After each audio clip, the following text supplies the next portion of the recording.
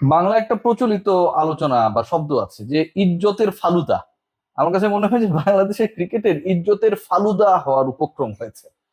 জিম্বাবুয়ের বিপক্ষে সবশেষ আপডেট, আপনারা যারা ফুটবল ওয়ার্ল্ড কাপ নিয়ে অনেক বেশি ব্যস্ত, ক্রিকেটের খোঁজ খবর খুব একটা রাখছেন না, এবং এই সুযোগে মোটামুটি বাংলাদেশ দল তাদের যা খুশি তা, মানে সার্কাসে যেমন একটা থাকে না যে কিছু বন মানুষ থাকে সাইজে খাটো, ওরা যা খুশি তা করে আর মানুষ হাততালি দেয়, হাসে, আনন্দ পায়, বিনোদিত হয়। বাংলাদেশ দলও যেন সেই বিনোদনটাই এই মুহূর্তে সবাইকে দেওয়ার সুযোগ পেয়েছে, কারণ এই বিনোদনে ভুলভাল করতে গেলে আসলে সমালোচনার পাল্লাটা কম ভারী হবে, কারণ মানুষ ফলো সেভাবে করছে না। বাংলাদেশ জিম্বাবুয়ের বিপক্ষে হোয়াইট ওয়াশ হওয়ার অপেক্ষায়, জিম্বাবুয়ের বিপক্ষে বাংলাদেশ টানা 3 ম্যাচ হেরেছে। ক্রিকেটাররা যারা শুনছেন তারা এখন বলবেন যে 3 ম্যাচ কই থেকে এলো। প্রথমে টেস্ট হেরেছে ইনিংস ব্যবধানে, এবং সেটা 2.5 দিনে মাত্র। পরের দুইটা ওয়ানডেতে বাংলাদেশ প্রথমটা 116 রানে অল আউট হয়ে গেছে, এবং পরের ম্যাচে, সবশেষ ম্যাচ কিছুক্ষণ আগে যেটা শেষ হলো, সেখানটাও পরাজিত দলের নাম বাংলাদেশ। এবং এই বাংলাদেশ যেভাবে জিম্বাবুয়ের বিপক্ষে পরাজিত হলো টানা 2 ওয়ানডেতে, পরের ম্যাচটায় বাংলাদেশ ডেফিনেটলি ফেভারিট না। এবং এই ম্যাচে পরাজিত হলে একটা দারুণ, মানে থাকে না যে অনেকেই তো অনেক রেকর্ড করছে, লিওনেল মেসি রেকর্ড করছে কি যে পেনাল্টি মিসের বিশ্ব রেকর্ড ওয়ার্ল্ড কাপে, পেনাল্টি মিসের বিশ্ব রেকর্ড। একই ওয়ার্ল্ড কাপে 2টা পেনাল্টি মিস করছে, এবং এটা নিয়ে আসলে যারা তাকে মানে পেনাল্টি স্পেশালিস্ট বা পেনাল্টির কারণে গোল টোল করেন এই টাইপের কথা বলছিলেন, তারাও এখন চুপ হয়ে গেছে। পেনাল্টি, মেসি যে পেনাল্টি পায় সেটা মিস করবে। তো বাংলাদেশ দল এখন ওইরকম একটা দারুণ অগৌরবের রেকর্ডের সামনে দাঁড়িয়ে, যে জিম্বাবুয়েতে গিয়ে তারা হোয়াইট ওয়াশ হয়ে আসলো। এই 2026-এ যেই বছর এই দলটা অস্ট্রেলিয়াকে হারিয়েছে, যেই বছর এই দল ওয়েস্ট ইন্ডিজ, পাকিস্তান, নিউজিল্যান্ডের মতো দলের বিপক্ষে ওয়ানডে সিরিজে জিতেছে, যেই বছরে বাংলাদেশ দলের নতুন ব্র্যান্ড ক্রিয়েট হয়েছে যে বাংলাদেশ পেস অ্যান্ড বাউন্সি উইকেটে খেলতে অভ্যস্ত, এবং সেই টাইপের উইকেটে বাংলাদেশ দল আলটিমেটলি যে কোনো প্রতিপক্ষের বিপক্ষে ভয়ঙ্কর হতে পারে, রেজাল্টটা তাদের পক্ষে নিতে পারে। সেই বাংলাদেশ জিম্বাবুয়ের বিপক্ষে হোয়াইট ওয়াশের অপেক্ষায়। টানা 7টা ম্যাচে পরাজয় তামিম ইকবালের ক্রিকেট বোর্ড আসার পর থেকে, এবং যিনি এই মুহূর্তে ক্রিকেট অপারেশনস এর দায়িত্বে, এবং এই ব্যর্থতার বিশাল দায়ভার তিনি এই সিলেকশনের সাথে কিংবা টিম ম্যানেজমেন্টের ভেতরের ডিসিশন মেকিং এর সাথে থাকুন আর না থাকুন, যেহেতু তিনি অফিসিয়ালি ক্রিকেট অপারেশনস এর চেয়ারে রয়েছেন, এই টানা 7 ম্যাচে পরাজয়ের দায় দায়িত্ব পুরোটাই তার। 7 ম্যাচ করতে হলো, জিম্বাবুয়ের বিপক্ষে 3 ম্যাচ টেস্ট সহ। এর আগে বাংলাদেশ অস্ট্রেলিয়ার বিপক্ষে হেরেছে, এবং অস্ট্রেলিয়ার বিপক্ষে বাংলাদেশ 3টা টি-20 হেরেছে। তাহলে হচ্ছে 3 আর 3-6, এবং লাস্ট ওয়ানডেতে পরাজিত হয়েছে। মানে 7টা ম্যাচে বাংলাদেশ জয় দেখে না। বাংলাদেশ গত 7 ম্যাচে 3 ফরম্যাটেই পরাজিত হয়েছে। গত 7 ম্যাচে বাংলাদেশ 3টা ওয়ানডে হেরেছে, 3টা টি-20 হেরেছে, একটা টেস্ট হেরেছে, এবং সেটা ইনিংস ব্যবধানে জিম্বাবুয়ের মতো দলের বিপক্ষে। এই দলকে, এই দল পরিচালনাকারীদেরকে কিসের সাথে তুলনা করবেন? মোহাম্মদ আশরাফুল মানে সিগনিফিকেন্ট একটা তত্ত্ব দিয়েছেন, এবং এই তত্ত্বের আসলে গভীরতা বোঝার জন্য আপনাকে, আমার কাছে মনে হয় যে অন্তত 50 থেকে 100 বছর অপেক্ষা করতে হবে। That Mohammad Ashraful, he was right that time. কারণ কি, দেখুন, জীবনানন্দের কবিতা বা সাহিত্যকে বোঝার জন্য ওই প্রজন্ম আসলে, মানে আমার কাছে যেই তথ্য রয়েছে বা যতটুকু আমরা পড়াশোনা করেছি, খুব বেশি ক্যাপাবল ছিল না। সময় যত গড়িয়েছে জীবনানন্দ তত বেশি সমসাময়িক হয়ে উঠেছে। মোহাম্মদ আশরাফুল যে তথ্যটা দিয়েছেন, বাংলাদেশের ক্রিকেটাররা আগের ম্যাচে ফেল করেছে কারণ বাউন্ডারিটা বড় ছিল। বাউন্ডারি বড় থাকার কারণে আপনার দল, যেই দলটা জিম্বাবুয়ের থেকে বড় দল, যেই দলের র্যাঙ্কিং জিম্বাবুয়ের থেকে বড়, যেই দলের ক্রিকেটাররা জিম্বাবুয়ের থেকে বড়, যেই দলটা খেলে বিসিবির আন্ডারে বাংলাদেশ ক্রিকেট বোর্ড, সেটাও জিম্বাবুয়ের থেকে বড়, কিন্তু বাউন্ডারি 5-6 মিটার বড় হওয়ার কারণে সেই দল তাদের সাথে পারে না। তাহলে আপনি ব্যাটিং কোচ হিসেবে কি শেখালেন?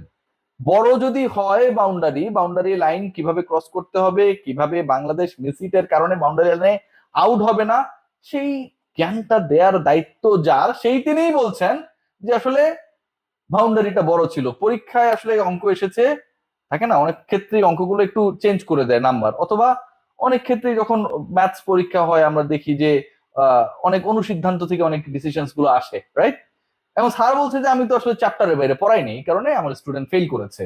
আপনি ওই টিচারকে রাখবেন? মোহাম্মদ আশরাফুল কিন্তু ঠিকই ওই জায়গাটা রয়েছে।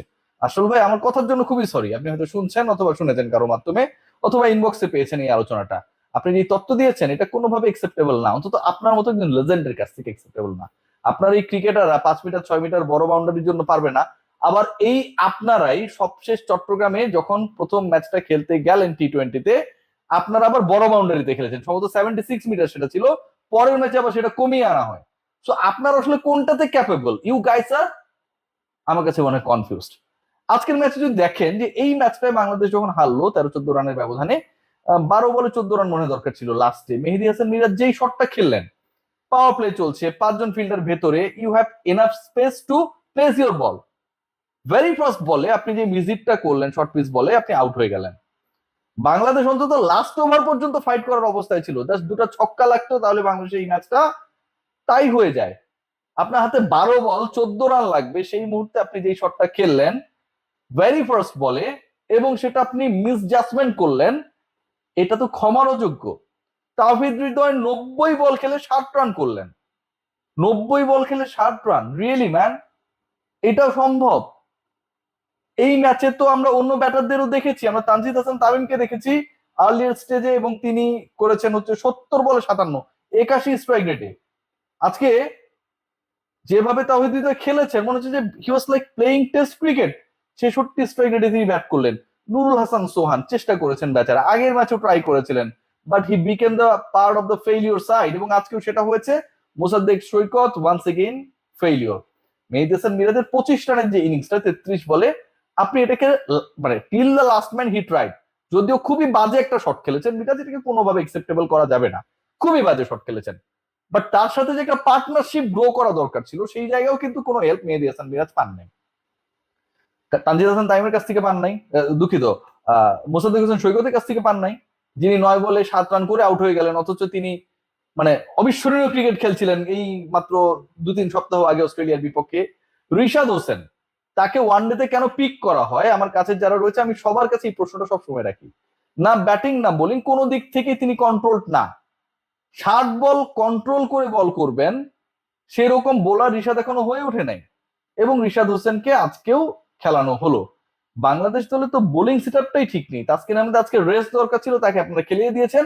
লাস্ট বল গুলো যখন করছিলেন, লাস্ট স্পেলে যখন বল করছিলেন, বোঝা যাচ্ছিল যে this man is not fit to bowl around 10 overs. So এরকম সিচুয়েশন যখন হবে, একটা দলকে নিয়ে যখন ফাইজলামি সার্কাস হবে, সেই দলের রেজাল্টটা এরকমটা হবে। বাংলাদেশ দল just right now falling like the brand cats I.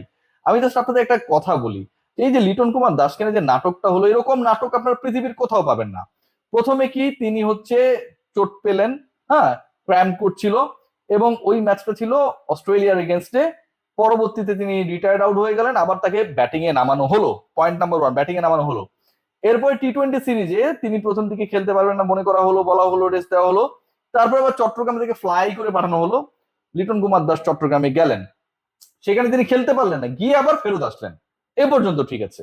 এরপরে দল ঘোষণা করা হলো, বলা হলো লিটন কুমার দাস প্রথম ওয়ানডেটা খেলতে পারবেন না। সিলেক্টর হাবিবুল বাশার সুমনের স্টেটমেন্ট আমরা পেয়েছি, এবং সেটা বিসিবি তার মিডিয়া গ্রুপের থ্রুতে দিয়েছে। সেখানটায় বলা হচ্ছিল যে প্রথম ওয়ানডেতে he is doubtful, but rest of the ম্যাচেসে তিনি খেলার জন্য এভেলেবেল। মানলাম। এবার লিটন কুমার দাস, এর আগে তো ঢাকা থেকে চট্টগ্রামে গিয়েছিল, এবার ঢাকা থেকে জিম্বাবুয়ে চলে গেল, এবং এখন বলা হচ্ছে Liton Kumar Das is totally out of this series. তাহলে আমার এই মেডিকেল টিম কোন ঘোড়ার ডিমটা করে?